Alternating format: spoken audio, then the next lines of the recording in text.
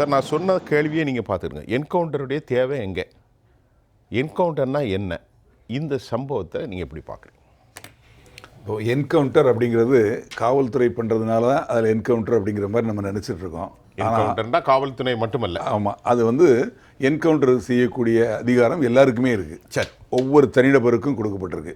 ஒரு நபரை அவரை கொலை செய்யறதுக்கு ஒருத்தர் எத்தனித்து அதுக்குள்ள முயற்சிகளை செய்து கொலை செய்ய வந்தால் அவர் திருப்பி தாக்கலாம். கொலை வெறியோடு தாக்கும் ஒரு நபரை திருப்பி தாக்கலாம். இவர் தன்னை காப்பாற்றிக்கொள்ள செல்ஃப் டிஃபென்ஸ். சரி, அந்த செல்ஃப் டிஃபென்ஸில் அந்த நபர் இறந்து போனால் அதை தான் என்கவுண்டர்னு சொல்கிறோம். சரி, இப்போ நேற்று நடந்த விஷயம் என்னென்னா, நேற்று காலையில் இப்போ நீங்களே சொன்னீங்க 4:15 மணிக்கு தான் 2 பேர் வந்து பாம்பேலேருந்து ஃப்ளைட்டில் வந்து இறங்குறாங்க. அந்த 2 பேரை இங்கே ஒருத்தர் ரிசீவ் பண்ணுறாரு. அவர் ஒரு பைக் வச்சுருக்காரு. அவர் கர்நாடகாவில் பிடார் அப்படிங்கிற இடத்துல இருந்து வந்திருக்காரு. அந்த வண்டியும் அங்கே தான் ரிஜிஸ்டர் செய்யப்பட்டிருக்கு. அவரை ரிசீவ் பண்ணி அங்கே 2 பேரையும் ரிசீவ் பண்ணி கூப்பிட்டு அங்கேருந்து வெளியே வராங்க. காலையில் 6 மணிக்கு முதல் அஃபென்ஸ் எங்கே நடக்குன்னா சைதாப்பேட்டையில் 6 மணிக்கு முதல்ல செயின் பறிக்கிறாங்க. அப்படியே தொடர்ந்து 6 செயின் பறிப்புகள். அதில் ஒரு வயதான லேடி வீட்டு வேலை செய்கிறவங்க, அவங்க வீட்டு வேலை செய்கிறதுக்காக போயிட்டுருக்கையில் அவங்கள வந்து செயினை அத்து அவங்க கொடுக்க மாட்டேன்னு பிடிச்சிட்டு இருக்கப்போ அவங்கள தள்ளி விட்டு கீழே விழுந்து காயப்பட்டிருக்கு. அந்த மாதிரி ஒரு கிட்டத்தட்ட 1 மணி நேரம் 7 மணிக்கே முடிச்சிட்டாங்க. 7 மணிக்கு முடிச்சுட்டு ஏர்போர்ட்டுக்கு போயிட்டாங்க. போயிட்டு 2 பேர் ஏர்போர்ட்டில் போய் ஃப்ளைட்டில் ஏறி உட்காந்துட்டான். இன்ஸ்டண்ட்டாக அப்பமே டிக்கெட் வாங்கிட்டு காலையில் இருக்கு பெங்களூர், அதாவது ஹைதராபாத் போகிற டிக்கெட் ஃப்ளைட்டில் போய் ஹைதராபாத்துக்கு டிக்கெட் எடுத்துகிட்டு உட்காந்துருக்காங்க. அவன் இங்கேருந்து தப்பணும், எந்த ஃப்ளைட்டில் டிக்கெட் இருந்தால் அதில் போயிடுவான். அதே மாதிரி 3வது நபர் அந்த பைக் ஓட்டிகிட்டு வந்தார் இல்லையா, அவர் பைக்கை கொண்டு போய் தரமணி ரயில்வே ஸ்டேஷன் பக்கத்தில் கீழே இருக்கக்கூடிய இடத்துல கொண்டு மறைவாக வண்டியை விட்டுட்டு அதில் வந்து பிஸ்டல் இருந்திருக்கு. அது இன்றைக்கி தான் தெரிய வருது. அவர் அங்கேருந்து ட்ரெயினை பிடிச்சி கிளம்பி போயிடுறாரு. ட்ரெயினில் இங்கேருந்து போகிறார். எங்கே போகிறான்? டுவர்ட்ஸ், அதாவது ஓங்கேல் போகிறார், ஆந்திராவை நோக்கி போகிற அந்த ட்ரெயினில் போகிறாரு. இந்த தகவலை இவங்க 2 பேரையும் உள்ளே போயிட்டாங்க. நம்ம காவல்துறை நேராக போய் பிடிக்க முடியாது. முதல்ல இவங்களை எப்படி லொக்கேட் பண்ணாங்க அப்படின்னா, ஒவ்வொரு அஃபென்ஸும் நடந்த உடனே நமக்கு கம்ப்ளைண்ட் ஆகும். கம்ப்ளைண்ட் ஆகி அடுத்த இன்னொரு அஃபென்ஸை பார்க்கையில் அந்த ஏரியாவில் இருக்க சிசிடிவி ஃபுட்டேஜை அப்படியே பார்த்துட்டு வராங்க. தொடர்ந்து பார்க்கையில் இந்த 1 ஹவரில் 100 ஃபுட்டேஜ் பார்த்துருக்காங்க. அதில் பார்க்கையில் தெரியுது யார் 2 அதே நபர்கள் தான் பண்ணியிருக்காங்க. ஒரே நபர்கள் 2 பேர் தான் பண்ணியிருக்காங்க. அந்த வண்டி நம்பர் மற்றதெல்லாம் தெரியுது. இதை வச்சு அந்த வண்டி எந்த பக்கம் போகுது அப்படின்னு நாங்கள் ஃபாலோ பண்ணி போகல. அது ஏர்போர்ட்டை நோக்கி போகுது. ஏற்கனவே 2 மாதத்துக்கு முன்னாடி இதே மாதிரி 18/1/2025, அதாவது ஜனவரி மாதம் நம்ம நேற்று சொன்னோம் அதே ஏரியா, அந்த அஃபென்ஸ்லையும் சேலையூர். ஆமாம், அதுலேயும் வந்து எங்கேருந்து வெளியே வருதுன்னா ஏர்போர்ட்லேருந்து வந்து அப்படி இந்த சேலையூர் தாம்பரம் அப்படிலாம் போய் ஒரு ரவுண்ட் அடிச்சுட்டு திருப்பி ஏர்போர்ட்டுக்கு வருது. ஸோ காவல்துறைக்கு வந்து இந்த ஏர்போர்ட்டை நோக்கி இது போகிறதுன்னு அவங்க புரிஞ்சு உஷாராயிட்டு அங்கே இருக்கக்கூடிய நம்ம ஏசி இருக்காங்க, ஏசி இன்ஸ்பெக்டர் அங்கே போலீஸ் ஸ்டேஷன் இருக்குது, அவங்களுக்கு இன்ஃபார்ம் பண்ணுறாங்க. இன்ஃபார்ம் பண்ண உடனே அவங்க சிஎஸ்எஃப்க்கு இன்ஃபார்ம் பண்ணுறாங்க. சிஎஸ்எஃப் கண்ட்ரோலில் தான் அந்த ஏர்போர்ட் இருக்குது. அங்கே ஏர்போர்ட் அத்தாரிட்டிகிட்டே அவங்க பேசுகிறாங்க. இங்கேருந்து மேலதிகாரிகளும் பேசுகிறாங்க.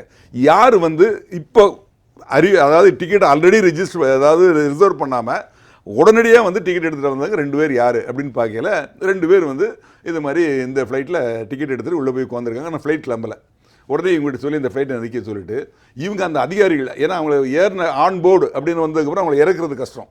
என்னென்னா நிறைய ஃபார்மாலிட்டிஸ் இருக்குது. ஆமாம், அப்புறம் ஏர்போர்ட் அத்தாரிட்டிக்கு இன்ஃபார்ம் பண்ணி அவங்களுக்கு இது கன்வின்ஸ் பண்ணி அவங்கள்ட்ட சொல்லி இது மாதிரி இந்த அஃபென்ஸில் சம்மந்தப்பட்டிருக்காங்கன்னு சொல்லி அதுக்கப்புறம் அவங்க 2 பேரும் வெளியே கொண்டு வந்து அவங்கள வந்து அரெஸ்ட் காட்டி அவங்கள கொண்டு வந்து அரெஸ்ட் காட்டில் விசாரிக்கிறப்போ தான் 3வது நபரை சொல்கிறான்.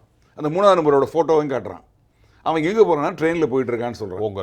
உடனே இவங்க என்ன பண்ணுறாங்க, இங்கேருந்து ஆர்பிஎஃப் இன்ஃபார்ம் பண்ணி ரயில்வே போலீஸ் அத்தாரிட்டிக்கு இன்ஃபார்ம் பண்ணி இந்த ட்ரெயின் எங்கே போயிட்டுருக்கு அப்படின்னு பார்த்து அதுக்கு முன்னாடி உள்ள இதில் அவங்க ரெடியாக இருந்து ஓங்கேலில் நிறுத்தி கம்ப்ளீட்டாக செக் பண்ணுறாங்க. இந்த நபர் என்ன பண்ணிடுறான், பாத்ரூமில் போய் உள்ளே லாக் பண்ணிக்கிறான். அதுக்கப்புறம் தட்டிக்கிட்டு அது திறந்து அவனை பிடிச்சி விசாரித்ததுக்கப்புறம் இன்னாருன்னு தெரிஞ்சதுக்கப்புறம் அவங்க இன்ஃபார்ம் பண்ணிடுறாங்க. நம்ம போலீஸ் அங்கேருந்து போய் அவனும் அரெஸ்டட். இப்போ இந்த இவங்கள விசாரிக்கையில் என்ன தெரியுதுன்னா, இந்த 6 செயின் கிட்டத்தட்ட 25 பவுன் சொல்கிறாங்க. இந்த 25 பவுன் 26 பவுன் நம்ம சொல்கிறாங்க. அவங்க வந்து திருடி இருக்காங்க. ஆளுக்கு 2 செயினாக பிரிச்சுக்கிட்டாங்க. சரி, கொள்ளையடிச்சதை பிரிச்சுக்கிட்டு அவங்க வந்து பாம்பேக்கு போகிறாங்க. இவர் பிதாருக்கு போகிறாரு. பிதாருங்கிற இடம் அது வந்து கர்நாடகாவில் இருக்குது. இவங்க ஏன் பாம்பேலேருந்து வராங்கன்னா, இவங்கெல்லாம் அந்த காலத்தில் ஈரான் நாட்டிலேருந்து அகதிகளாக இந்தியாவுக்கு வந்தவங்க. திரு ராஜாராம்கிட்ட ஒரு விஷயம், நீங்கள் ஒரு போலீஸ் துறை மட்டுமல்ல, மிகச்சிறப்பாக நேற்று எங்களோடு பேசும்போது ஈரானிய கொள்ளைக்காரர்கள் என்று சொன்னீர்கள். அப்போது எங்கிட்ட தகவல் இல்லை. ஆனால் இன்றைக்கு அது உறுதி செய்யப்பட்டிருக்கிறது. குலாம் முகமது ஹுசைன் என்கின்ற ஈரானிய குரூப், இந்தியாவிலே பவேரியான்னு ஒரு குரூப் இருக்காங்க, அதே போன்று ஒரு கொள்ளைக்காரர். ஆமாம், அதாவது நான் அதை நன்றியை போலீஸ் துறை எங்களுக்கு அறிவிப்பதற்கு முன்பு நாங்கள் அத்தன்டிக்காக செயல்படுவது நம்முடைய ஜெயாபில் தொலைக்காட்சியில் நீங்கள் சொல்லிட்டீங்க ஈரானிய கும்பல். நன்றி நன்றி, ரொம்ப நன்றி. அதாவது இவங்க ஈரானிய கொள்ளையர்கள் அப்படிங்கிறது வந்து இவங்க யார் அப்படின்னா, ஒரு 100 ஆண்டுகளுக்கு 100 இல்லை 200 ஆண்டுகளுக்கு முன்னால் இந்தியாவுக்கு வந்த ஈரான்லேருந்து வந்த அகதிகள் அவங்க வந்து ஈரான் நாட்டுக்கு திரும்பி போகலை, அவங்க இங்கேயே இருந்துட்டாங்க. இந்தியா சுதந்திரம் அடைஞ்சதுக்கப்புறம் அவங்களுக்கு என்ன பண்ணுறாங்க, அகதிகளாக நீங்கள் திரும்பி போகணும் கையில் இல்லை நாங்கள் இங்கேயே இருக்கிறோன்னு சொன்னதுனால அவங்களுக்கு வந்து அங்கே பாம்பேயில் தானே, வெஸ்ட் தானே அப்படிங்கிற இடத்துல ஒரு இடத்த கொடுத்து இதில் நீங்கள் குடியிருந்துங்கன்னு கொடுக்குறாங்க. இன்னும் சிலருக்கு இந்த பிதார் அப்படின்னு சொல்லி கர்நாடகாவில் உள்ள ஒரு டிஸ்ட்ரிக்ட் ஹெட் குவார்ட்டர்ஸ் அங்கே இடம் கொடுக்குறாங்க. அங்கே ஒரு டீம் செட் ஆகிறாங்க. இவங்க எல்லாருமே ஒரே சொந்தக்காரங்க தான், ஒரே ஊரை சேர்ந்தவங்க சொந்தக்காரங்க. அவங்க எப்படி இருப்பாங்கன்னா 6 அடி உயரம் இருப்பாங்க, செக்க செவேர்னு இருப்பாங்க, அரப்ஸ். ஆமாம், இவங்க வந்து எல்லா மொழியும் பேச கற்றுக்கிட்டாங்க. அவங்களோட அஃபென்ஸ் அவங்க பண்றதே தவறு என்ன கூட தெரியும் நினைக்கிறேன். ஆமா, எல்லா மொழியும் தமிழ் பேசுவாங்க. ஏன்னா நாளை காலுக்கு ஃப்ளைட்டில் வந்து காலையில் 6 மணிக்கு பிஸ்னஸ் தமிழ்நாட்டில் தானே இருக்கு. டக்குன்னு வேலை பார்க்குறவங்கலாம் அடிச்சுட்டு போகிற பிஸ்னஸ் இருக்குன்னா தமிழ் பேசணும்ல. ஆமாம், தமிழும் உங்களுக்கு தெரியும். இந்த இதில் சம்மந்தப்பட்ட பாதிக்கப்பட்ட ஒரு பெண் சொல்லியிருக்காங்க, என்கிட்ட தமிழில் பேசினாங்க. பாருங்க. ஆமாம், எனக்கு இவங்க தமிழ் பேசுவாங்கிறது இப்போ இல்லை, 40 வருஷத்துக்கு முன்னாடி தெரியும். உங்களுக்கு எப்படின்னா, நான் வந்து இங்கே சென்னையில் உதவி ஆய்வாளராக ஒர்க் பண்ணுறப்போ இவங்க என்ன பண்ணுவாங்க, அந்த காலத்தில் 40 வருஷத்துக்கு முன்னாடி சஃபாரி போட்டுக்குவாங்க. அப்போ சஃபாரி கொஞ்சம் ஃபேஷன் இருக்கு. ஆமாம், அப்போ வந்து ஒரு 3 பேர் முக்கியமான ஒரு ஜங்ஷன், அது எப்படி தேர்ந்தெடுப்பாங்கன்னா, ஆள் நடமாட்டம் அதிகமாக இல்லாத ஒரு முக்கியமான ஒரு ஜங்ஷனில் நின்றுக்குவாங்க. அப்போது அந்த வழியாக போகக்கூடிய வயதான பெண்கள், நிறைய நகை அணிஞ்சிட்டு போகிற பெண்கள்கிட்ட ஒருத்தர் வருவார். அம்மா அந்த பக்கம் போகாதீங்க, எங்கே போகிறீங்க அப்படின்னு கேட்பாங்க. நான் அங்கே போகிறேன்பாங்க. அங்கே ஒரு கலெக்டர் நடந்துட்டு இருக்கு, 2 குரூப்புக்குள்ளே அடிச்சுட்டு வெட்டிக்கிட்டு இருக்காங்க, நீங்கள் இவ்வளோ நகையை போட்டு போகிறீங்க, அந்த மாதிரி போனீங்கன்னா யாராவது கழட்டி எடுத்துருவாங்க, நீங்கள் இந்த பக்கம் போங்க. அதனால் ஐயா இருக்காரு, அவங்க வந்து சப் இன்ஸ்பெக்டரு, ஐயா ஹெட் கான்ஸ்டபிள், நான் வந்து கான்ஸ்டபிள், நாங்கள் இதுக்காக தான் வந்திருக்கோம், உங்களோட பாதுகாப்புக்காக. சஃபாரியில் நிற்கும். ஆமாம், ஆள் பார்த்து ஆள் நல்ல ஹேர் கட் எல்லாமே அப்படி இருப்பாங்க. அந்த உடனே அந்த அம்மா என்னம்மா செய்யணும், ஒன்றும் இல்லை, அந்த நகைகள் எல்லாம் அங்கே பத்திரமா உங்களுக்கு மடித்து கொடுக்குறோம், நீங்கள் பத்திரமா உள்ளே வச்சுங்க, வீட்டுக்கு போய் நீங்கள் எடுத்து போட்டுங்க அப்படின்னு. ஐயோ இப்படி கூட செய்வாங்களா அப்படின்னு சொல்லி அவங்க நகையை காட்டி கொடுப்பாங்க. தெரியாது, இவங்க மடித்து கொடுப்பாங்க. அதை வாங்கிட்டு அவங்க வீட்டுக்கு போயிடுவாங்க. வீட்டில் போய் திறந்து பார்த்தா அதில் கல் தான் இருக்கும், இல்லை பித்தளையில் ஏதாவது ஒரு துண்டு இருக்கும். அதனால இவங்களை வந்து பித்தளை மாத்தி அப்படிம்பாங்க. அந்த அஃபென்ஸுக்கு பேரு. இது எவ்வளவு நாளைக்கு முன்னாடி? ஒரு 40 வருஷத்துக்கு முன்னாடி சென்னையில் நிறைய நடக்குது. அப்புறம் அவங்கள பிடிச்சிட்டோம். பிடிச்சி அப்புறம் பார்த்ததுக்கு அப்புறம் தான் தெரியுது அவங்களோட ஸ்லாங் தான் கொஞ்சம் வித்தியாசம் இருக்குது. தமிழ் நல்லா பேசுறாங்க. இவங்க யாருன்னா ஈரான் நாட்டை சேர்ந்தவங்க. இவங்க அங்கிருந்து இங்கே வராங்க, வந்து அஃபென்ஸ் பண்ணிட்டு போயிடுவாங்க திருப்பி. இதுதான் இவங்களோட எம்மோ. இப்போ முதல் கட்டமாக நீங்கள் இவ்வளோ செய்தி சொல்லியிருக்கீங்க, ஒரு 10 நிமிஷம் அவங்க என்னென்ன நடந்திருக்கு அப்படின்னு ரெண்டாவது நம்ம பேசுவோம். சரி, இதோட தொடர்ச்சியாக இன்னும் 2 அஃபென்ஸ் பண்ணியிருக்காங்க. இது 40 வருஷத்துக்கு முன்னாடி. 2 வருஷத்துக்கு முன்னாடி சொல்லுங்க, இதே கேங் வந்து இப்போ மாத்திட்டாங்க. இந்த பித்தளை மாத்தி அப்படிங்கறத மாத்தி காலத்துக்கு ஏற்றவாறு மாத்திட்டாங்க. ஸ்நாச்சிங், இந்த ஸ்நாச்சிங் எப்படி நடந்தது 2 வருஷத்துக்கு முன்னாடி? கார்ல நேற்று பேசல கூட சொன்னேன், கார்லயே அங்கே மகாராஷ்டிராலேருந்து வந்து நம்ம புழலில் வந்து வண்டியை நிறுத்திட்டு, அந்த டோல் பிளாசா தாண்டி வண்டியை நிறுத்திட்டு அங்கே ஒரு பைக்கை திருடிட்டு இதே மாதிரி 1 மணி நேரத்தில் ஒரு 10 அஃபென்ஸ் வடசென்னை பகுதியில். ஆமாம், வடசென்னையில் அடிச்சு அந்த பகுதியில். ஆமாம், அடிச்சுட்டு திருப்பி அதே இடத்துல பைக்கை கொண்டு விட்டு திருப்பி காரில் ஏறி போயிடுறாங்க. இதில் என்னன்னா, இதே மாதிரி ஃபுட்டேஜில் பைக்கில் தொப்பி போட்டிருக்காங்க. எங்களோட எம்மோ என்னன்னா, நான் சொன்ன பார்த்தீங்க பித்தளை மாற்றி, அந்த காலத்துலேயே தொப்பி போட்டிருப்பாங்க. அவங்களோட எம்ஓவே அதான், அந்த தொப்பி போட்டிருந்தாங்கன்னா அவங்க தான் அப்படிங்கிறது ஒரு போலீஸுக்கு ஓரளவு தெரியும். ஆனால் போலீஸுக்கு ஏராளமான சோர்ஸ் இருக்கும், இன்னும் ஆட்கள், இந்த மாதிரி ஆட்கள். அதை வந்து அவங்க தெரியும். அந்த ஆட்களோட லுக் இப்போ நான் சொன்னேன் இல்லையா, கலராக இருப்பான். ஆனால் ஆளை பார்த்தா ஃபிலிம் ஆக்டர் மாதிரி க்யூட்டாக இருக்காங்க, நல்லா இருப்பாங்க, ரொம்ப அழகாக இருப்பாங்க. ஆள் ஜம்முன்னு இருக்காங்க, ஜம்முன்னு இருப்பாங்க. மிலிட்டரி ஆஃபீஸர், போலீஸ் ஆஃபீஸர் சொன்னால் நம்புற மாதிரி. நேற்று அவனை ஃப்ளைட்டில் ஏறும்போது ஒரு காலில் உள்ள ஷூ வச்சு தான் கண்டுபிடிச்சாங்க. ஆமாம், அதே ஷூ தான் இருந்துச்சான். ஆமாம், ட்ரெஸ்ஸை மாற்றிட்டாங்க. சரி, ஆமாம், அந்த மாதிரி போய் அதில் வந்து பிடிச்சாங்க. சரி, அதுக்கப்புறம் இப்போ 1 மாதம் 2 மாதத்துக்கு முன்னாடி சொன்ன பாருங்க, தாம்பரம் ஏரியா வந்தாங்கன்னா ஒரு ரவுண்ட் அடிச்சுட்டு அதோட முடிச்சுட்டு போயிடுறது. அந்த தாம்பரத்தில் போனது இந்த கேங்கான்னு சொல்லி இப்போ விசாரிச்சுட்டு இருக்காங்க. இன்னொரு குறுக்கீடு, தாம்பரம், வடசென்னை புழல், இன்றைக்கு நடந்திருக்கு சைதாப்பேட்டை. இதை தாண்டி கோயில்களுக்கு வியாபாரம் செய்கிறது ஒவ்வொருத்தனுக்கும் தெரியும். இந்த கோயிலில் இன்றைக்கி அன்னதானம் போடுறாங்கன்னா ரோட்டில் உட்காந்து கரெக்டாக சொல்லுவான், இங்கே இன்றைக்கி திருவிழா, மாசி மாத திருவிழான்னு. இவனுக்கு தமிழ்நாட்டை தாண்டி நாடு முழுவதும் இப்படிப்பட்ட தொடர்புகள் இருக்குமா? மற்ற ஸ்டேட்ல எல்லாம் போவானா? எல்லா ஸ்டேட்டுக்கும் போவாங்க, எல்லா மொழியும் பேசுவாங்க, எல்லாம் கற்றுருப்பாங்க. இவங்க வந்து ஏமாத்துறது தான் எங்களோட தொழிலாக இருந்தது. இப்போ ஸ்நாச்சிங்க்கு மாறி இருக்காங்க. இப்போ அதிக அளவில் இந்த பக்கம் நம்ம சென்னை பக்கம் வர்றதுக்கு, தமிழ்நாடு பக்கம் வர காரணம் என்னன்னா, கோல்டோட விலை கொண்டதுனால கொஞ்சம் கிடைச்சா கூட பெரிய லாபம். அதில் பெரிய லாபம். 26 பவுனுங்கும் போது கொஞ்சமா அது 10 பவுன் பார்த்தீங்கன்னா 7 லட்சம் ஆச்சு. 26 பவுன் என்னாச்சு? 6 7 42, 20 எந்த முதலீடும் கிடையாது. டிக்கெட் எடுத்துட்டு வந்தது தான் முதலீடு. பிரியாணி சாப்பிட்டா போதும். அவ்வளோதான். நான் கேட்குறேன், இந்த கொள்ளையர்கள்லாம் பேசுகிற ஒரு பக்கம் இருக்கட்டும். இப்போ பிரச்சனை என்ன? தமிழ்நாட்டில் இப்போ நேற்று ஒரு சந்தேகம் எனக்கு. நீங்கள் குறிப்பிட்ட டைமில் நிறைய பதில் சொல்லணும். இவனை கொண்டு போன இடத்துல எந்த இடம்? தரமணியில் சுட்டு கொண்டாங்கிறான். இப்போ போலீஸ் டிப் இதில் ஒரு சந்தேகம் எனக்கு வருதுன்னா, நான் சர்ச் பண்ணோன்னா அவனுடைய உடலில் என்னெல்லாம் இருக்குன்னு போலீஸ் பார்க்குமா, இல்லை உடனே வண்டியில் ஏற்றி கொண்டு போயிடுவாங்களா? ஒருத்தனை பிடிக்கிறாங்க, சட்டையை கலத்து கையை கலத்து எல்லாம் பார்ப்பாங்கல்ல. இப்போ ஆனால் போலீஸ் ரிப்போர்ட் என்ன சொல்லுதுன்னா, அவர் இங்கேருந்து நாங்கள் தரமணிக்கு கொண்டு போனோம், கொண்டு போகிற வழியில் தான் அவன் எடுத்து துப்பாக்கி எடுத்து சொல்லி. இல்லை அதான் கொஞ்சம் உங்கள் கிளாரிஃபிகேஷன் சொல்லிடுறேன். அதாவது அந்த பைக் எங்கே இருக்குது அப்படின்னு சொல்லி அவன்கிட்ட கேட்டதாகவும், அங்கே இருக்குது ஒரு இடத்துல அப்படின்னு சொல்லி கூட்டிகிட்டு போனதாகவும், கூட்டிட்டு போய் அந்த பைக்கில் உள்ள மறைச்சி வச்சிருந்த, அதாவது அந்த இதில் காட்டிக்கிட்டே இருக்காங்க, அதை எடுத்து சுட்டான். ரெண்டு ரவுண்ட் சுட்டான். நாங்கள் ஒரு ரவுண்டு திருப்பி சுட்டோம், அவன் இறந்து போயிட்டாங்க அப்படிங்கிறதான். ஆமாம், அதில் தான் வந்து இப்போ வந்து அதே மாதிரி தான் ரெக்கார்ட் பண்ணியிருக்காங்க. அதுதான் கமிஷனர் வந்து ப்ரெஸ் மீட்லையும் சொல்லியிருக்காங்க. பட் இந்த இது நடந்ததெல்லாம் நீங்கள் சொன்ன சந்தேகங்கள்லாம் இந்த விஷயமா ஒரு எஃப்ஐஆர் பதிவு செய்யப்படும். சுட்டு கொல்லப்பட்டதற்கு, என்கவுண்டருக்கு. அதை வந்து யார் விசாரிப்பாங்கன்னா ஒரு மேஜிஸ்ட்ரேட் விசாரிப்பாங்க. அவங்க தான் இன்குவெஸ்ட், பிரேத விசாரணை நடத்துவாங்க. பிரேத பரிசோதனைக்கு ரிக்வெஸ்ட் கொடுப்பாங்க. அவங்க தான் வந்து அந்த இன்வெஸ்டிகேஷன் ரிப்போர்ட்டை கொடுப்பாங்க. அதே மாதிரி மனித உரிமை ஆணையம் இருக்கு இல்லையா, அவங்களுக்கு வந்து இந்த எஃப்ஐஆர் காப்பி 24 மணி நேரத்துக்குள்ளே போகணும். அதே மாதிரி அந்த போஸ்ட்மார்ட்டம் நடக்குது இல்லையா, மோர் தென் ஏ டாக்டர் பண்ணுவாங்க, அதை வீடியோ எடுத்து அதுவும் மனித உரிமை ஆணையத்துக்கு போகணும். இந்த ரிப்போர்ட்டும் இதுக்கு பேரலாக போலீஸ் இன்னொரு தரப்பில் சிபிசிஐடி வச்சு விசாரித்து 2 ரிப்போர்ட்டும் கவர்மெண்ட்டுக்கு போகும். இதில் வந்து நீதித்துறை நடுவர் இருக்கார், அவங்க விசாரிக்கிறாங்க. அதே மாதிரி மருத்துவர், அவங்க தான் போஸ்ட்மார்ட்டம் பண்ணுறாங்க. இந்த விசாரித்த ரிப்போர்ட்டு இது போய் எந்த சூழ்நிலையில் இது நடந்தது, யார் மேலே தவறு அப்படின்னு சொல்லி இங்கே கொடுக்குற ரிப்போர்ட்டை கவர்மெண்ட்டுக்கு ஒத்துக்கலாம். ஒத்துக்காமல் அன்ஜஸ்டிஃபைடுன்னு சொல்லி அந்த சம்மந்தப்பட்ட அதிகாரிகள் மேலே கொலை வழக்காக பதிவு செய்து அந்த வழக்கை வந்து மாற்றி அவங்க பேரில் ப்ராசிக்யூஷன் பண்ணலாம். அதுக்கு வாய்ப்பு இருக்குது. இப்போ டக்குன்னு அடுத்த கேள்வி, என்கவுண்டர் செய்வதன் மூலம் இந்த அருண் கமிஷனர் வந்திருக்கார் இல்லையா, 4 கொலைகள். சி சிங் ராஜா கொலை இல்லை, என்கவுண்டர். அரசாங்கம் சுட்டு அது கொலை இல்லவே.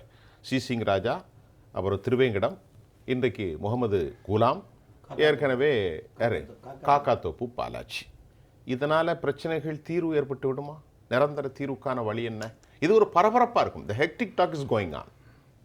அவ்வளோதான், பரபரப்பான பேச்சு, அவ்வளோதான். அதாவது இது தீர்வுன்னு சொல்ல முடியாது. இப்போ இந்த ஈரானிய கொள்ளையில் ஒருத்தருங்க சுட்டு கொல்லப்பட்டிருக்கார் என்கவுண்டரில் அப்படிங்கிற தகவல் அங்கே போகிறப்போ இனிமேல் சென்னையை நோக்கி வர்றது குறையும். வரமாட்டாங்க கொஞ்ச நாளைக்கு வரமாட்டாங்க. இப்போ நீங்கள் சொன்னீங்கல்ல முதல்ல அந்த ஆம்ஸ்ட்ராங் கொலை வழக்கை ஒட்டி ஒரு 3 பேர் திருவேங்கடம், சி சிங் ராஜா ஆந்திராவில், ஆமாம், காக்கத்தோப்பு பாலாஜி ஆந்திராவில் நடக்கிறது. சி சிங் ராஜா இங்கே தான் என்கவுண்டரும். சரி, ஆக அந்த சமயத்தில், அதாவது என்னோட பார்வையில் சொல்ல சரியாக இருக்கலாம், தவறாக கூட இருக்கலாம், அந்த சமயத்தில் அதை ஒட்டி பாருங்க, அந்த மர்டர் வந்து ரேட் கம்மியாகிட்டு இருக்கும், குறைஞ்சிருக்கும். அந்த டைமில், அந்த சமயத்தில் குறைஞ்சிருக்கும். ரவுடிகளுக்கு ஒரு பயம் இருக்கும். ஆனால் இதுதான் தீர்வு அப்படிங்கிறது இல்லை. அதுதான் அது தீர்வு கிடையாது. நீங்கள் சொன்னீங்க இப்போ தமிழ்நாட்டுக்கு வர மாட்டாங்க, ஆனால் பெர்மனண்டாக today and day after what happen tomorrow. இப்போ இவங்களை கட்டுப்படுத்தணும் அப்படிங்கிற ஒரு சூழ்நிலை வர்றப்போ அவங்க இங்கே கிடையாது, அவங்களோட வாழ்விடம் வேற இடம். அது மகாராஷ்டிராவையோ இல்லை பிதார்லையோ எங்கேயோ இருக்கிறாங்க. அவங்க வந்து அந்த ஃப்ளைட்டு போய் அடுத்த நாட்டுக்குள்ளே போய் அப்படி ஒரு ரவுண்டு போய் அடித்து குண்டுலாம் போட்டு திரும்பி வந்துடுவாங்களா, அது மாதிரி கரெக்டாக எய்ம் பண்ணுறாங்க, பிளான் பண்ணுறாங்க, எய்ம் பண்ணுறாங்க, அடிச்சுட்டு உடனே திரும்பி போயிடுறாங்க. முகத்தை கூட காட்டலை, நேற்று முகமூடி போட்டிருக்காங்க. அந்த அளவுக்கு இருந்தும் கூட சிசிடிவியை பார்த்து இவங்க தான் அப்படிங்கிறத ஒரு அளவுக்கு கொண்டு வந்து நம்ம பண்ணியிருக்கிறோம். ஆனால் அதுக்காக வந்து அது பாராட்ட வேண்டிய விஷயம் தான். காவல்துறை இதெல்லாம் தடுக்கணும் அப்படின்னா எங்கே இருக்குன்னா இவங்களோட ஆரிஜின் எங்கே இருக்கோ அங்கே இருக்கவங்க அதை செய்யணும், அங்கே செய்யணும். அதே மாதிரி அங்கே யாரெல்லாம் கேஸ், இவன் பேரில் 50 கேஸ் இருக்கு, சுட்டு கொல்லப்பட்டவங்க பேரில். ஆரிஜினா பவேரியாவோ நீங்கள் மேவாட்டோ இதெல்லாம் இருக்கட்டு, இப்ப நாம தமிழ்நாட்டு அரசாங்கத்திடத்தில் பொறுப்பு இருக்கிறது. ஆமா நிச்சயமா. நீ ஓ எல்லையோட ஏன் எல்லைக்கு வந்தா காலி. கண்டிப்பா. அதே மாதிரி இந்தியாவுல போதையை கடத்திட்டு சிங்கப்பூர்ல போய் தப்ப முடியுமா? சவுதி அரேபியால தப்ப முடியுமா? துபாயில சார்ஜால தப்ப முடியுமா? ஓ ஆரிஜின் இந்தியாவுக்கு வந்து கம்ப்ளைண்ட் பண்ண மாட்டாங்க. என்னுடைய ஏர்போர்ட்டுக்குள்ள வந்தா காலி. அப்ப தமிழ்நாட்டுடைய சட்ட ஒழுங்கை கை வைத்திருக்கக்கூடிய தமிழக அரசு என்ன செய்கிறது? இப்போ என்ன செய்ய வேண்டும்? அதாவது என்ன ஒரே ஒரு பாயிண்ட் ஆட் பண்ணி, அதாவது காவல்துறை அவங்களால என்ன முடியுமோ அதை செய்கிறாங்க. காவல்துறை ஆரம்பிக்கப்படுறதோட நோக்கமே என்னென்னா குற்றங்கள் நடக்காமல் தடுப்பதும் நடந்த குற்றங்களை கண்டுபிடிக்கிறதும், அதுக்கு தான் ஆரம்பித்தாங்க. ஆனால் சமீப காலங்களில் விஐபி பந்தோபஸ்த் அப்படிங்கிறது ஒன்று. ராஜீவ்காந்தி இங்கே இறந்து போனதுக்கு அப்புறம் அதுக்கு தான் முக்கியத்துவம் கொடுக்குறாங்க. உளவுத்துறை காவலர் கூட அந்த பந்தோபஸ்தில் தான் போய் நிற்கிறார். அந்த அளவுக்கு ஆகிப்போச்சு. ஆக இவங்க குற்றத்தை தடுக்கணும்னா பீட் போகணும். அந்த பீட்டு போகிறதுக்கு இவங்க நேரம் இல்லை, ஆழம் இல்லை. அதுதான் இந்த மாதிரி ஒரு சூழ்நிலை. அதனால தான் நான் சொல்கிறேன், ஸ்ட்ரென்த் வந்து 134 சொல்கிறோம் இல்லையா, அதில் ஒரு 10,000 பணியிடங்கள் காலியாக இருக்கு. இன்னும் ஒரு 13,000 பேர் வந்து டிஎஸ்பி பட்டாலியன் இருக்காங்க. அவங்கள இங்கே கொண்டு வாங்க. ராஜாராம் சார், ஒட்டுமொத்தமாக ஒரு நிமிஷம் ஒரு போலீஸ் அதிகாரியா ஒரு பெர்மனன்ட் சொல்யூஷன் இதை மாதிரி. அதாவது நம்ம இந்தியா வந்து ஜனநாயக நாடு, பெரிய ஜனநாயக நாடு, அதிக மக்கள் தொகை கொண்ட நாடு. இங்கே வந்து சட்டங்கள் வந்து அந்த சட்டத்தை வந்து நிறைவேற்றுறது அப்படிங்கிறது ஒரு ரொம்ப கடுமையான ஒரு சூழ்நிலை. அதனால தான் வந்து இவங்க துணிஞ்சு தவறு செய்கிறாங்க. அந்த சட்டத்தில் இவங்களுக்கு கடுமையான தண்டனைகள் அப்படிங்கிறது வந்து கொடுக்கப்படலை. ஒரு உதாரணத்துக்கு சொல்கிறேன், நிர்பயா வழக்கில் கீழமை நீதிமன்றம் தூக்கு தண்டனை கொடுத்துருச்சு. ஆனால் அதை நிறைவேற்றுறதுக்கு 7.5 ஆண்டுகள் ஆச்சு. கண்டிப்பாக அந்த அளவுக்கு நம்மளோட நீதி நிர்வாகம் வந்து அவ்வளோ ரொம்ப லைட்டாக திங்க் பண்ணுறாங்க. இதில் வந்து உடனடி நடவடிக்கை. இப்போ அரபு நாடுகளில் பாருங்கள், தவறு செஞ்சாங்கன்னா உடனே ஒரே வாரம் தான். ஆமாம். அதே மாதிரி இந்த போதைப் பொருள்லாம் சொன்னாங்க. கஞ்சா வந்து ஒருத்தர் எடுத்துகிட்டு வராரு, அதை வந்து அந்த பக்கத்தில் ஒருத்தர் உட்காந்துருக்காரு, இதை கொஞ்சம் பார்த்துக்கன்னு சொல்லிட்டு போகிறாரு. என்ன இருக்குன்னு இவருக்கு தெரியாது. ஆனால் காவல்துறை வந்து பிடிச்சிடுறாங்க. இது நடக்குது வந்து சிங்கப்பூரில். இவருக்கும் அதுக்கும் சம்மந்தமே கிடையாது. ஆனால் அந்த கஞ்சா இவர் பக்கத்தில் இருந்து அப்படிங்கிறதுக்காக இவருக்கு தூக்கு தண்டனை கொடுத்துட்டாங்க. அந்த அளவுக்கு இருக்குது. இங்கே வந்து NDPS ஆக்ட், போதைப்பொருள் தடுப்பு, அந்த ஆக்டில் வந்து முன்னாடி வந்து தவறு செஞ்சாச்சுன்னா 5 லட்சம் ரூபா அபராதம், 10 ஆண்டுகள் தண்டனை இருந்தது. இப்போ எவ்வளோ பொருள் சீஸ் பண்ணுறாங்களோ அதுக்கு இந்த மாதிரி தண்டனை. ரெண்டாவது வந்து அவங்களுக்கு வந்து 120 days கணக்கு வச்சுருக்காங்க. அதுக்குள்ளே சார்ஜ் ஷீட் போடலாம், அவங்கள ஜாமீனில் விட்டுடலாம். இப்போது லேப் வந்து கம்மியாக இருக்குது. லேபுக்கு அனுப்பிச்சு இதுக்கு இந்த பொருள் தான் அப்படின்னு சொல்லிட்டு சர்டிஃபிகேட் வாங்கினா தான் சார்ஜ் ஷீட் போட முடியும். அது போட முடியாத சூழ்நிலையில் ஆட்டோமேட்டிக்காக வெளியே வந்துடுவாங்க. இதோட எங்கிருந்து வருது அப்படின்னு அந்த ஆரிஜின் பார்த்தீங்கன்னா ஆப்கானிஸ்தான் அது மாதிரி போகுது. அங்கே போய் பிடிக்கக்கூடிய அளவுக்கு நமக்கு எந்த கெப்பாசிட்டி கிடையாது. ரெண்டாவது கஞ்சா எடுத்துக்கிட்டா பக்கத்தில் இருக்கக்கூடிய ஆந்திரா OTA பார்டருங்கிறாங்க, அந்த மாதிரி பகுதியிலேருந்து வருது. நம்ம காவல்துறை இங்கே தான் நடவடிக்கை எடுக்க முடியும், அங்கே போக முடியல. ஸோ இப்படி பல சிக்கல்கள் இருக்கு. ஆனால் நீங்கள் சொல்கிற மாதிரி இதுக்கு ஒரு நீண்ட கால ஒரு காம்ப்ரிஹென்சிவ் டாக் இருக்கணும். கண்டிப்பாக அதுதான் முக்கியம். நம்ம முடிச்சுக்கிட்டோம்.